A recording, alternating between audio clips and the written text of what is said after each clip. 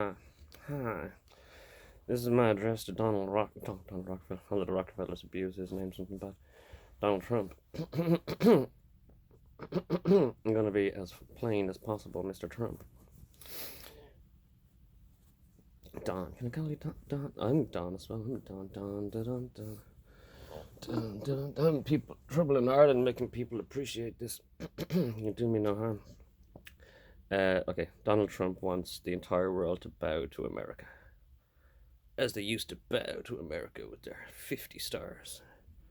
Donald Trump really wants everybody to capitulate to America a bit. He's going to put the leash on them a bit. He wants to put America back in the. Anyway, Don, I know you like the book. You're a man of the book. Good books. The good books. Every mistake's in the books. The good books. Um, I've already said this in many videos. Okay, so Joseph. The victory of the Old Testament is Abraham true to Jacob. Jacob is the victory. He's the hero of the Bible. Jacob was the starting point when God actually came into a covenant with the people of this world. Abraham wanted this covenant. God was like, can't help you, bro. Maybe I could forgive your great-great-grandchildren. It was something like that, your great-grandchildren, actually.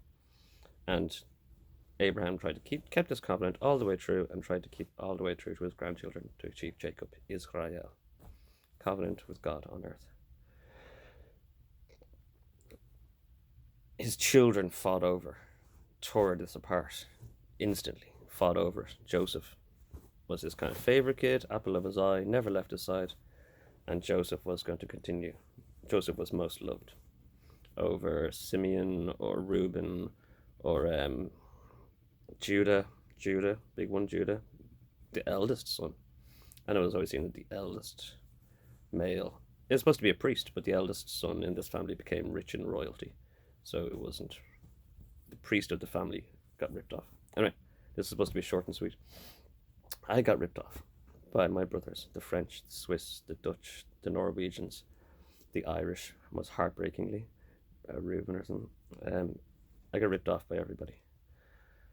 And they tore my birthright apart and divided it between them. And there's going to be famine and war all over the world, just like there was in the Bible. Joseph was sold in bondage slavery to the IRA and to a gypsy from Egypt and loads of grunts. And there was famine all over the world, Donald. Think about this. Okay? There's famine and war and plague and disaster all over the world, except in Egypt, where Joseph was. And Joseph was discovered in the dungeon by the president of America and gave him an office. This is all you have to do, Donald. It's very simple. You give me a job. Job gives the job. Mopping floors, just like in Bruce Almighty. You give me a job where there's very little spilling possibility and there's a lot of cleanup. And you just give me, honestly, $400 a week mopping floors. Okay? There'll be no famine in Egypt. And everybody, all the brothers, must come and capitulate and bow to Joseph. If they want balls on their ball sacks and bread in their butter, or butter on their bread. So this is a very interesting dynamic for Donald Trump, that if you give me, who's this little kid hanging around with Donald Trump? An office mopping floors. Honestly, I'll mop floors happily for 7 years if I was not buggered by the IRA in Miami. And there will be no famine in America. There will be no famine and plague and disease in America. And this is a global situation. It was very contained, but they globalized me already. There's a lot of weight, you know what I mean? I was carrying this weight loads, and then they kept tickling me and poking me and spitting me and poking me with sticks, and I just dropped it off. I was like, I don't have to support the entire world. I'll just drop everything. Yeah, stop spitting on me and poking at me, and dropped it off. Dropped it, boom, smash. He doesn't care. Anyway, so you give me my little mopping job, my little office. The mopping is an analogy. I'm very happy to be mopping. It's a safe environment, and I can only clean and make things nice and spick and span. And that will be a prayer and poetry in itself when I make a floor very clean and mopped. I'll be mopping up the mess of the Messiah. And everyone on earth will still have, because they'll rip me off, Donald, remember? They all rip the French, the Dutch, the Swiss, technically America in a way, but it doesn't matter, really. It just depends on who establishes Potiphar.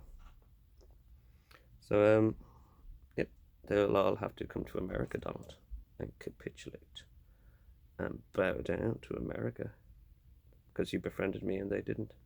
And they'll all need to bow down to America. And you'll have the stranglehold on the fucking world with this little kid and his mop. And he's so happy when he's mopping. Whistle while you work, and joyfully together we might reestablish the covenant that you were bound to surely lose. Yep, or lost. So, yep, it's my forward letter to my CV. My CV also contains that I enjoy mopping.